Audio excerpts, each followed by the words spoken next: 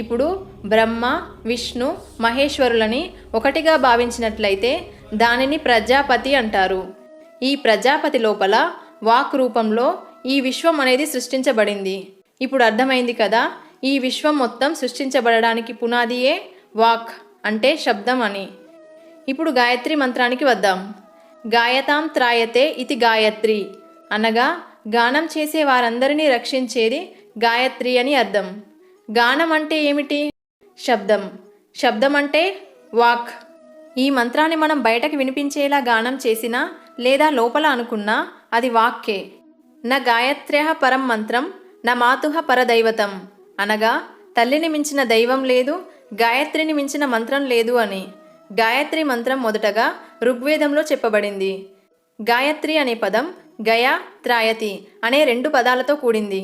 గాయతాం త్రాయతే ఇది గాయత్రి అని ఆదిశంకరాచార్యుల వారు తన భాష్యములలో వివరించారు.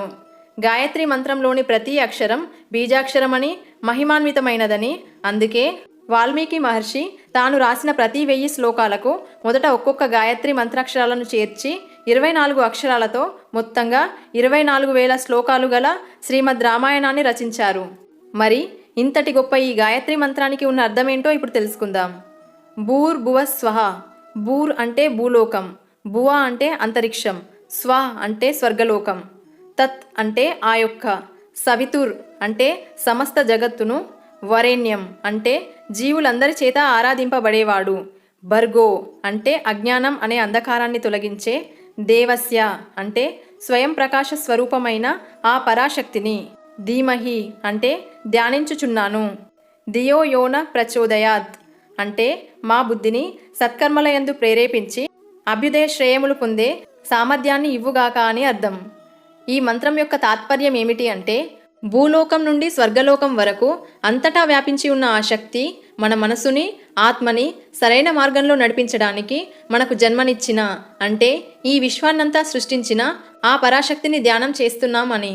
ఈ విశ్వం సృష్టించడానికి పునాది అయిన వాక్ అంటే శబ్దం, పరాశక్తి. ఆ పరాశక్తిని మనం ధ్యానం చేస్తే మన మనసు, బుద్ధి అంతా సరైన మార్గంలో వెళ్ళడానికి ఈ విశ్వమంతా సహకరిస్తుంది.